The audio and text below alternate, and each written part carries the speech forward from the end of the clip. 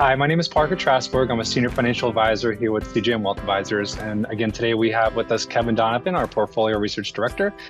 Kevin and I are going to chat for a few minutes about what happened in the first quarter of 2023 as far as markets.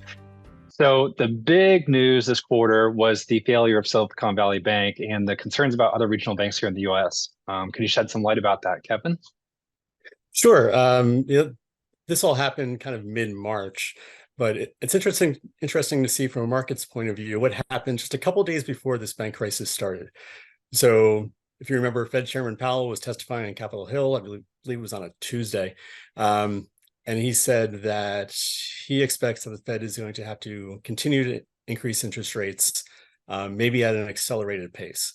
And this is not what the market was expecting, because in the beginning of the year, stocks had started to rise because people thought that the Fed was close to ending its interest rate increases, because the rate of inflation had been going down.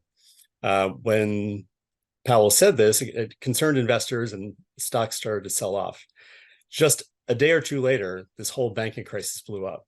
So Silicon Valley Bank had a run by its depositors, and it failed over the weekend. Another bank, Signature Bank, also failed.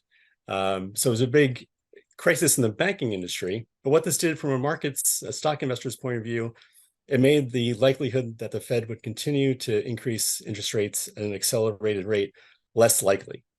Because in order to keep a lid on this financial crisis, the Fed didn't want to have to continue raising interest rates.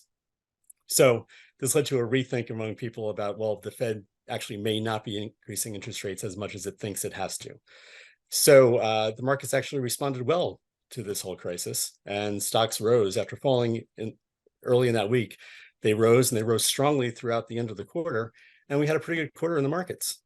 So let me just show you a couple. Oh, sorry, go ahead. Well, I was just going to note that 2022, as everyone knows, was very rough, but with stocks and bonds down double digits throughout the year. We hit the high of last year actually on January 3rd, and it was pretty much downhill from there. So yeah, why don't you tell us a little bit more about what's happened so far this year? It turned out bad news was good news as far as the bank crisis went. Right, for everyone not invested in that, of course, which we had hardly any exposure to for our clients. So yeah, the first quarter of this year, mirror image from last year, and let's look at the charts right here. So you can see the two blue lines on the top are the S&P 500 and the International Stock Index. They were both up about 7%. So a really good quarter for those indexes. Bonds, after having historic declines last year as the Fed was jacking up interest rates, that index was up 3% in the first quarter. But look at the bottom line there in the orange, the Dow Jones Industrial Average. That was barely positive, and it was negative up until a day or two before the quarter ended.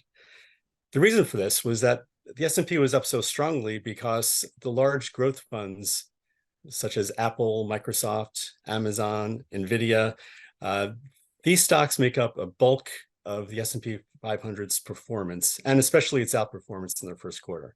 So these stocks were all up double digits. NVIDIA was up over 80% in the quarter, and that really increased the S&P 500's performance for the quarter. But it wasn't a very broad-based, strong upward move in the markets, as you can tell from the Dow Jones Industrial being just barely positive. And I can show this even further if we go back to this.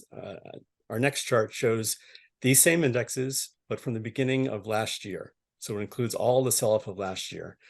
And if you can see that the lines are completely flipped. So the Dow Jones Industrial Average was the best performing index since the beginning of last year.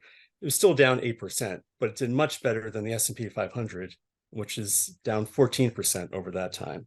So even though the S&P had a great quarter, it's still down since the beginning of 2021. It has a lot of ground to make up to overtake the Dow since that time.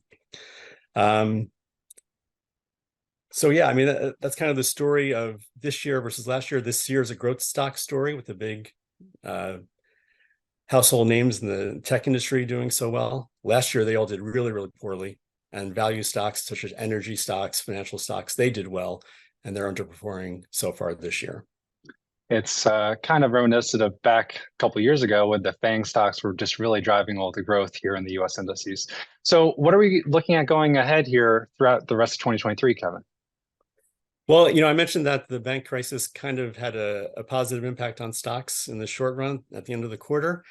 Down the line, it may not have such a positive impact.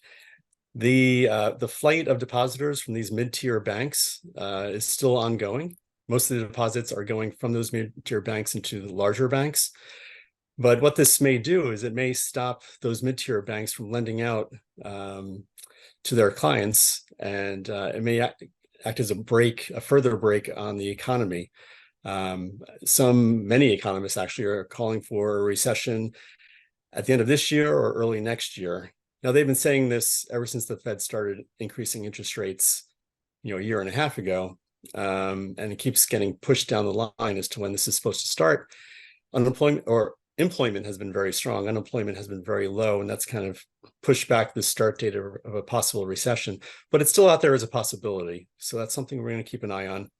We're not jumping all into the growth stock bandwagon right now. We want to keep our feet on in both the growth and the value side. One of the reasons why we have a diversified portfolio is that you never know what's going to happen. I mean, this banking crisis is a case in point. This kind of came out of the blue for markets. And, if you didn't have a diversified portfolio, you might not have fared as well during that. So the recession risk is out there. We're not saying that we're definitely going to have one, but we have to be aware that it is a possibility. And according to the economists, a very strong possibility later this year and maybe early next year. Yep. And similar story as we talked about in January as well, bonds are now yielding something, so they're a little bit more palatable to hold than what they were a couple of years ago, besides diversification. So we'll actually start to yield something there. And like we mentioned before too, if the Fed has to start cutting rates, bonds are poised to do decently well still. Thank you, Kevin. I appreciate the time today. That is it for now. If anyone has any specific questions, feel free to reach out directly to your planner. And again, we are CJM Wealth Advisors. My name is Parker Trasborg. I've got Kevin Donovan, and we will see you next time. Thank you. Bye.